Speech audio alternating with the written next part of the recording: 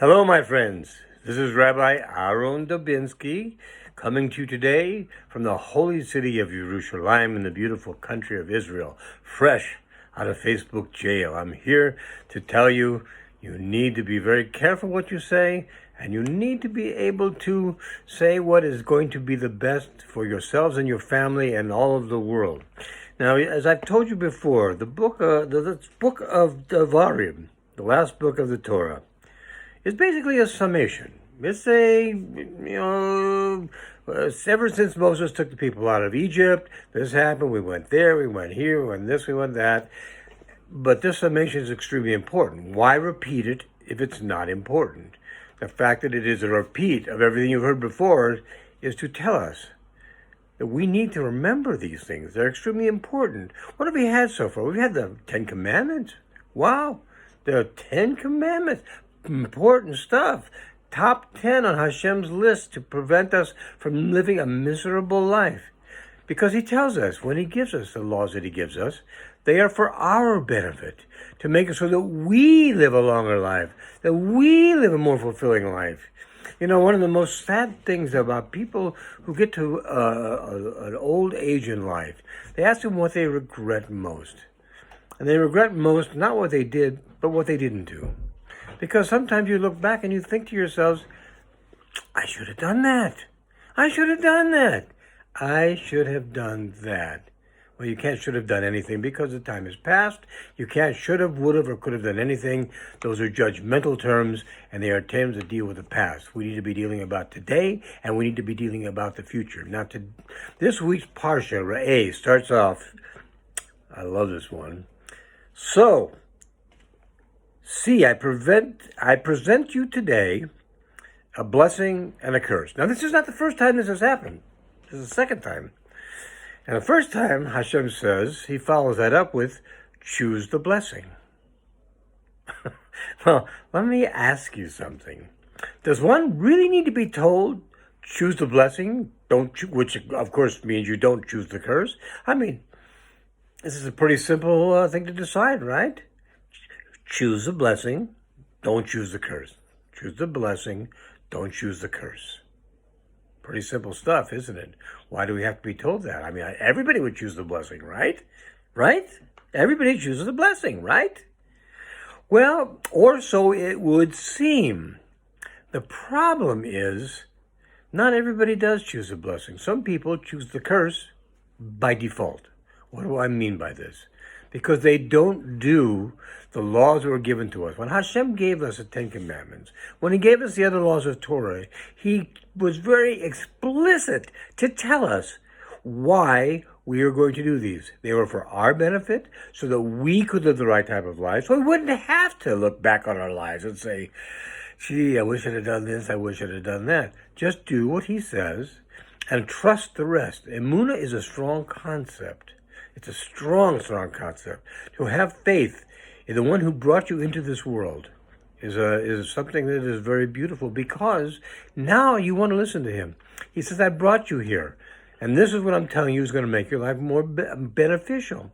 It's like buying a Ford and having Ford Motor Company give you a bunch of rules on how to keep that car in good shape, driving the way it's supposed to drive, as long as it's on the road. This is the same thing. Only it's far more important because it's about our lives. It is about the things that we see every day. And we look at it sometimes and we say, gosh, it's so hard to do all that. Well, take another look. Some of the things are quite challenging, and some of the things are time-consuming. But our time here is given to us by HaKadosh Baruch Hu. It's our time that he has given us. And he's given us this time so that we can do something. If we had nothing to do, if we had nothing to correct, I can assure you, my friends, we would not be here on the planet Earth. We're here because there's something we need to do, and there's something we need to correct. And we don't know necessarily what those things are. However, if we live the life we've been told to live, perhaps it would be a better chance of us understanding what it is we need to do. We go through all of these things. Hashem tells us, you do this, I'll give you that. You do this, I'll give you that.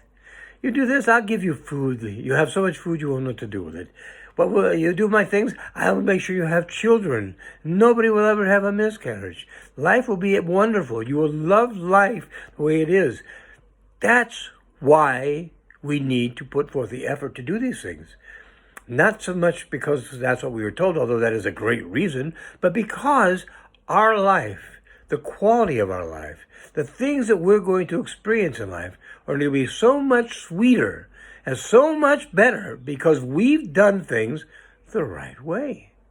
That we've done things the right way. And if we do that, Hashem's happy with us. Think about this for a minute. Now, I can tell you this in personal experience.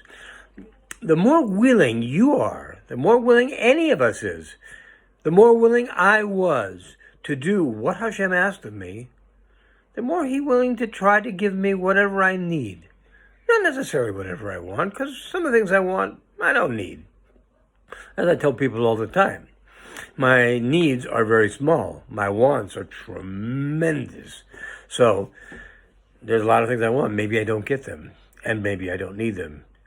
And maybe by having them, it would preclude me from doing what it is I'm supposed to do. There's an old saying that goes back to the 1960s. It says, be careful what you wish for you may surely get it.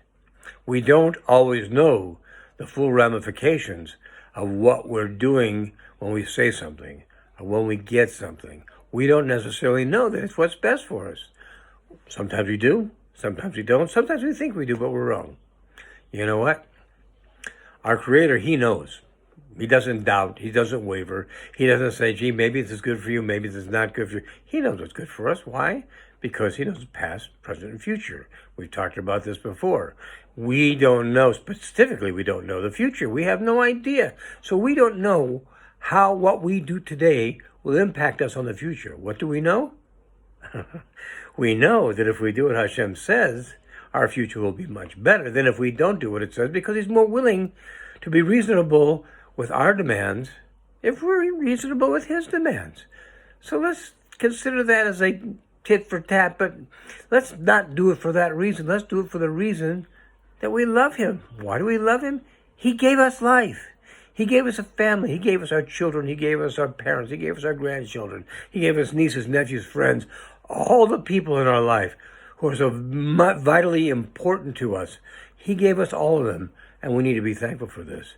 So what exactly does He want from us? He'll give us rain, He'll give us food, He'll give us children, He'll give us safety. People will be able to attack us, but they won't be able to overcome us. We'll attack them, and we'll be able to do it easily. These are all pretty good benefits when you look at it. They're all exceptionally good benefits. But what is